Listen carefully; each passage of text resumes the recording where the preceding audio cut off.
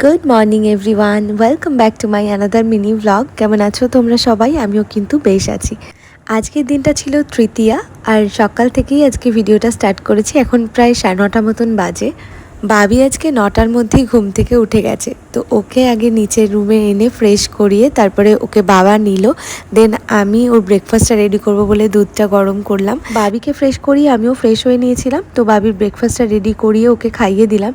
তারপর আমি একটু চা করতে চলে এসেছি। মেনলি সকালবেলা চাটা আমাকে মাই করে দেয়, বাট আজকে যেহেতু আমার একটু তাড়াহুড়ো আছে সেই জন্য আমি চা করছিলাম আর মা পুজো দিচ্ছিল।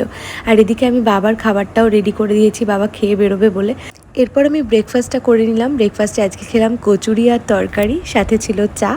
কিছুক্ষণ পরেই রেশমা এসেছিল পিহুকে নিয়ে, আর আমি সেই সময় ভিডিও ক্লিপসটা নিতে পারিনি। বাবিকে পুজোর জামা দিয়ে গেল। তারপর আমি স্নান টান করে রেডি হয়ে নিয়েছি, এখন একটু বেরোবো। আর আজকে আমার পুজোর আগে লাস্ট ব্যাগ ডেলিভারি দিতে যাচ্ছি কৃষ্ণনগরে। আমি এত তাড়াহুড়ো করে আজকে বেরিয়েছিলাম যে ভাবতেই পারিনি ট্রেনটা আমি পাবো। তো স্টেশনে এসে কিছুক্ষণ ওয়েট করার পরে ট্রেন চলে এলো, আর চলে এলাম আমার ফাইনাল ডেস্টিনেশনে।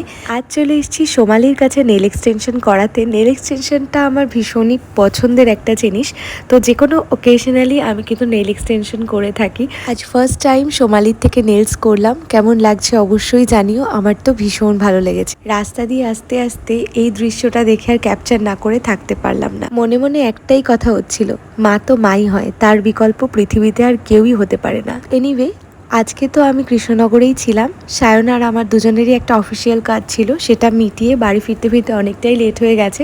বাড়ি ফেরার পথে বাতকুলা অনামি ক্লাবের প্যান্ডেল আর ঠাকুরটা দর্শন করে আসলাম।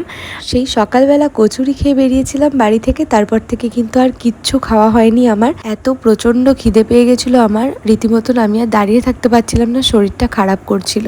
বাড়ি ফেরার সময় নিয়ে এসেছিলাম বিরিয়ানি, তো হাত পা ধুয়ে বিরিয়ানিটা খেতে বসে গেছি, কারণ আমার তখন ফ্রেশ হওয়ারও আর সময় ছিল না। খাওয়া দাওয়া কমপ্লিট করে চলে গেলাম স্নান করতে। একদম স্নান টান করে ফ্রেশ হয়ে গেছি। সেই সকালবেলা বাড়ি থেকে বেরিয়েছি, এখন প্রায় 8টা বাজে আমি ফ্রেশ হয়ে উঠলাম। মানে আমার এত প্রচণ্ড মাথা যন্ত্রণা করছিল, জাস্ট আমি আর নিতে পারছিলাম না। সারাদিন যত পরিশ্রমই করি না কেন, যত ক্লান্তই থাকি না কেন, এই মুখটা দেখলে সব ক্লান্তি এক নিমেষে দূর হয়ে যায়।